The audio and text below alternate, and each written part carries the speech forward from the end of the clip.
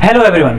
काफी सारे स्टूडेंट्स को डाउट होता है कि कैसे अल्कीन 2 इलेक्ट्रॉन डोनर स्पीसीज है और ये डाइहेप्टोलिगैंड एक्ट करती है। तो आइए जानते हैं। जैसा कि हमें पता है कि कार्बन और कार्बन के बीच में देखो यहाँ डबल बॉन्ड है, दैट इज अल्कीन। अब ईच कार्बन जो है उसके 2 बॉन्ड हाइड्रोजन के साथ है और 1 बॉन्ड जो है कार्बन के साथ है। और अब कार्बन की अगर हम इलेक्ट्रॉनिक कॉन्फ़िगरेशन देखें एक्साइटेड स्टेट में तो कुछ ऐसी होती है जिसमें 4 अनपेयर्ड इलेक्ट्रॉन होते हैं। अब ईच कार्बन ने 1 बॉन्ड कार्बन के साथ बनाया है और 2 बॉन्ड हाइड्रोजन के साथ बनाए हैं। तो अब दोनों कार्बन के पास pz ऑर्बिटल में एक एक अनपेयर्ड इलेक्ट्रॉन है।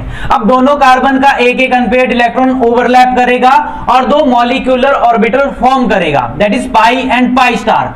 अब जो पाई ऑर्बिटल है इसमें एक पेयर ऑफ इलेक्ट्रॉन है। अब ये पेयर ऑफ इलेक्ट्रॉन ये मेटल के वेकेंट d ऑर्बिटल में देगा जिससे ये सिग्मा बॉन्ड बनाएगा।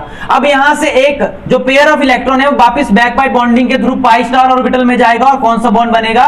डबल बॉन्ड बनेगा। अब मेटल और कार्बन के बीच में बन चुका है डबल बॉन्ड।